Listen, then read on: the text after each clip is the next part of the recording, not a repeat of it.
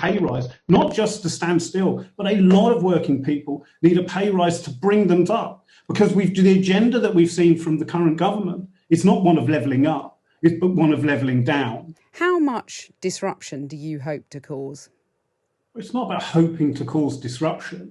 It's about actually getting to negotiate with the train operators. We've been trying to speak to them about pay for over 12 months, and certainly in the last 6 months, we've been trying to get an offer out of them, but they seem to have clammed up. Well, you're not still talking to them, are you? Isn't the best way to get some kind of resolution and avoid making people's lives a misery by carrying on talking and trying to get a deal? Absolutely, totally agree. But part of that talking is they need to make an offer. At the moment, the offer has been zero. I've done a number of these interviews in the last day or so, and I'm not entirely sure where this 11% has come from, except to say that is what inflation is running at, 11.1%. What we've been asking for is a substantial percentage pay increase that will reflect the cost of living crisis that everyone is living through. Right, so you'd settle for 5, would you? Well, I'm not going to negotiate with you on the radio. Well, why not? You're not negotiating with the other guys. We'd like to negotiate with the train operators, but actually the Department for Transport appears to be pulling the strings. So really, perhaps we should be negotiating with the organ grinders rather than the monkeys.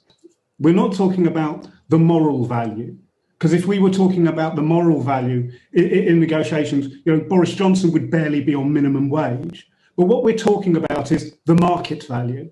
Now, come privatisation, we as a trade union engaged with the new operators. They wanted flexibility, they wanted productivity, they wanted a lot of change. So during that period, we said to them, OK, tell us what you want, we'll give it to you. And we gave them significant flexibility, significant productivity. And in exchange, we got the salary. The market value of a train driver is between £50,000 and £60,000 per annum. That is the salary that we have at the moment. Right. So what we're saying is we do not want to see that salary go backwards. The salary we've got and the conditions that we've got, we're happy with. What we're saying is we do not want that salary eroded.